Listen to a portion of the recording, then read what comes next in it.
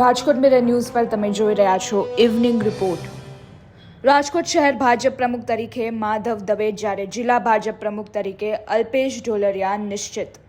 રાજ્યમાં કુપોષિત બાળકોના ચોંકાવનારા આંકડા સામે આવ્યા છે। વર્ષ 2025ની સ્થિતિએ 5,40,303 બાળકો કુપોષિત। વિધાનસભામાં પ્રશ્નોત્તરી કાળમાં બહાર આવી વિગતો।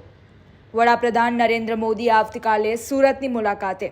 તંત્ર દ્વારા તૈયારીઓ પૂરજોશમાં કરાઈ રહી છે। લિંબાયત નીલગિરી ગ્રાઉન્ડ ખાતે પીએમ મોદી સભા ગજવશે। સુરેન્દ્રનગરમાં ખાણ ખનીજ વિભાગે પાડ્યા દરોડા। ગેરકાયદે ખનીજ વહન કરતા 8 ડમ્પરો ઝડપાયા। કુલ 3.20 કરોડનો મુદ્દામાલ જપ્ત કર્યો છે।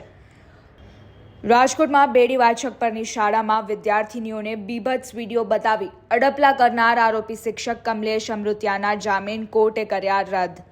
હવે ગુજરાતમાં પણ યુસીસીની તૈયારી લાગુ થશે। લગ્ન અને છૂટાછેડા માટે રજિસ્ટ્રેશન જરૂરી। ટૂંક સમયમાં તૈયાર થશે ડ્રાફ્ટ। પનીર અને કપાસિયા તેલ ખાતા હોય તો ચેતી જજો। મહેસાણા ખાતેથી 3,900 કિલોનો નકલી જથ્થો ઝડપાયો।